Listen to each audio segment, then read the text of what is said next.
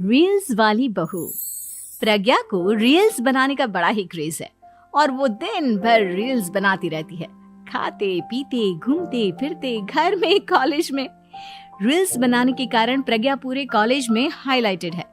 जहां उसकी रील्स सभी को पसंद आते हैं, वहीं मनीषा चिंता में डूबी रहती है। एक रोज जब खाते हुए प्रज्ञा रील्स बना रही होती है, तब मनीषा कहती है, 1 मिनट भी चैन नहीं है इस लड़की को।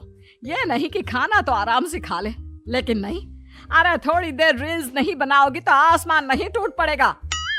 अरे मम्मी, इसी को तो कहते हैं डिटर्मिनेशन। तुम नहीं समझोगी ये सब।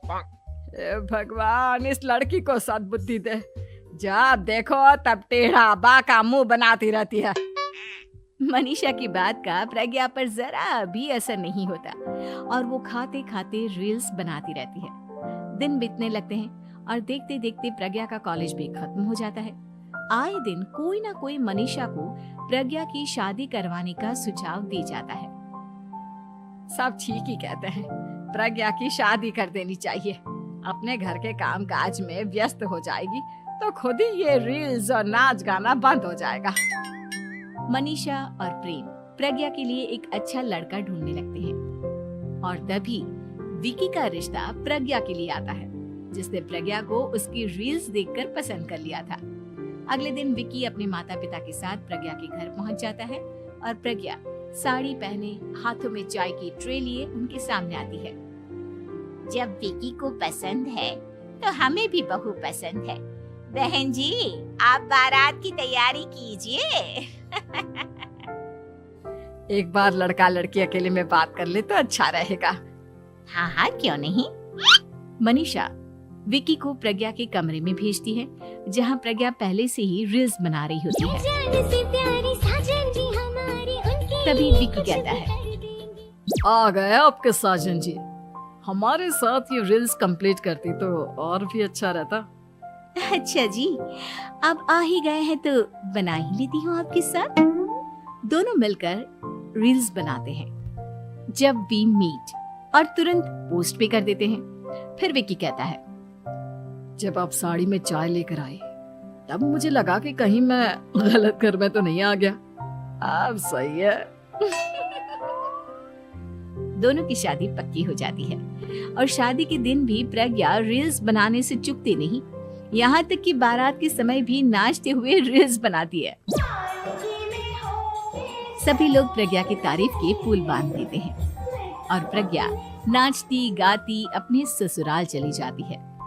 सब कुछ अच्छा चल रहा होता है।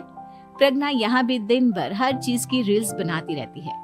लेकिन कुछ दिनों के बाद जब सुनीता कहती है, बहू, ये रील्स के साथ साथ कुछ काम भी कर लिया करो। वैसे तुझे और क्या क्या बनाना आता है? मम्मी जी, वैसे तो सब कहते हैं कि मैं सब कुछ अच्छा बनाती हूँ, लेकिन मुझे लगता है कि मैं मैगी अच्छा बना लेती हूँ। हाँ, कॉफी भी अच्छा बना लेती हूँ और मुंह तो सबसे अच्छा बना लेती हूँ। हैं? अच्छा अच्छा। सुनीता अपना माथा पकड़ लेती है और कहती है, बहू, कुछ खाना बनाना भी सीख लेती। मम्मी जी, मैं लंबी प्लानिंग कर रही हूँ। जल्दी ही मैं इतनी फेमस हो जाऊंगी कि मुझे पैसे मिलने लगेंगे। हम दोनों सास बहू राज करेंगे, राज नौकर काम करेंगे और लोगों की तो लाइन लगेगी हमसे मिलने के लिए। तेरा दिमाग खराब हो गया है क्या बहू? हंसी मजाक तक ठीक है, लेकिन इस तरह घर नहीं चलते। जितना जल्दी हो इस घर के तौर तरीकों को सीख लो। प्रज्ञा मुंह घुमाकर चली जाती है और तुरंत उसी वक्त एक रील बनाती है। ये देख सुनीता का गुस्सा 7वें आसमान पर चला जाता है और विकी के घर आते ही सुनीता उसे सब कुछ बताती है। विकी भी अब प्रज्ञा की इन हरकतों से परेशान हो जाता है। तुम टेंशन मत लो मम्मा, मैं देख लूंगा। विकी कमरे में जाता है तो देखता है कि प्रज्ञा रील्स बना रही है। विकी बड़े ही प्यार से प्रज्ञा से कहता है, प्रज्ञा, इन सब के लिए मैं तुम्हें मना नहीं कर रहा हूँ, लेकिन फिर भी हर वक्त तो ये अच्छा नहीं लगता ना। समझने की कोशिश करो, मुझे भी तुम्हारा थोड़ा वक्त चाहिए। मैं जब ऑफिस से आता हूँ तो मुझे समय देने की जगह इसी में लगी रहती है। तुम ज्यादा ही सोच रहे हो। तुम भी मेरे साथ रील्स बनाओ ना, तुम्हें भी बहुत अच्छा लगेगा। तुम्हें इज्जत से कोई बात समझ में नहीं आती क्या? दिमाग खराब हो गया है तुम्हारा इस चकाचौंध से। अगर तुमने अपना रवैया नहीं बदला तो मैं तुमसे दूर चला जाऊंगा। तुम ही रिश्ता लेकर आए थे, मुझे लड़कों की कमी नहीं थी और ना आज है। विकी दरवाजा पटक कर चला जाता है। धीरे धीरे विकी प्रज्ञा से दूर होता जाता है। एक रोज मनीषा प्रज्ञा के ससुराल उससे मिलने जाती है। तब सुनीता उससे कहती है, बहन जी, अब आई हैं तो कुछ दिन यहाँ रहकर जाइएगा, आप ही का घर है। हाँ मम्मी, बहुत दिन हो गए तुम्हारे साथ एक भी रील नहीं बनाई मैंने। प्रज्ञा तुरंत अपने फोन में रील्स ऑन कर लेती है। ये सब मुझसे नहीं होता। तेरा ये भूत अभी तक नहीं उतरा क्या? बहन जी, आप कुछ कहती नहीं क्या इसे? जब आप ही कुछ नहीं कर पाई तो मैं कर ही क्या सकती हूँ। सास तो वैसी ही बदनाम है। शाम को घर की लाइट चली जाती है और मनीषा प्रज्ञा से कहती है, मेरे घुटनों में बहुत दर्द हो रहा है, तू लाइट का कुछ इंतजाम करना बेटा। अच्छा, कैंडल जला देती हूँ मम्मा।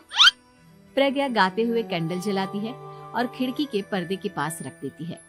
मनीषा, जिसे बहुत दर्द हो रहा है, वो सो जाती है और प्रज्ञा हमेशा की तरह अपने रील्स में लग जाती है। उधर कैंडल की वजह से पर्दा आग पकड़ लेता है और मनीषा के कमरे में आग लग जाती है। बचाओ, कोई है, बचाओ। सभी भागते हैं और विकी कमरे की आग बुझाने में लग जाता है, लेकिन तब तक मनीषा आधी जल चुकी थी। मनीषा की हालत देख प्रज्ञा रोने लगती है। विकी मनीषा को तुरंत हॉस्पिटल ले जाता है और उसे एडमिट कराता है। विकी प्रज्ञा से कहता है, देख लिया ना, तुम्हारे इस नाच गाने की वजह से आज तुम्हारी माँ की जान जाते जाते रह गई। अब पता नहीं तुम और क्या चाहती हो। उधर डॉक्टर कहते हैं, इनकी हालत बहुत नाजुक है, आधे से ज्यादा जल चुकी है। प्रज्ञा रोती हुई मंदिर में जाती है और भगवान के आगे जाकर कहती है, भगवान, मेरी माँ को ठीक कर दो। मैं कसम खाती हूँ, हाथ से ये रील्स बनाना छोड़ दूंगी। बस मुझे मेरी माँ वापस मिल जाए। 2 दिन बीत जाते हैं और मनीषा खतरे से बाहर आ जाती है। पेशेंट अब ठीक है, आप लोग उनसे मिल सकते हो। सब कोई मनीषा से मिलता है और प्रज्ञा सबके सामने अपना फोन तोड़ देती है। मुझे माफ कर दो मम्मा, मैंने तुम लोगों की बातों को नजरअंदाज किया। बेटा, कोई भी चीज जरूरत से ज्यादा खराब है। मैंने तुम्हें रील्स बनाने से कभी मना नहीं किया, लेकिन हर वक्त एक ही चीज तो सही नहीं है। मैं समझ गई हूँ मम्मा, आई एम सॉरी। प्रज्ञा उस दिन से रील्स बनाना छोड़ देती है और पूरी तरह से अपने घर में लग जाती है।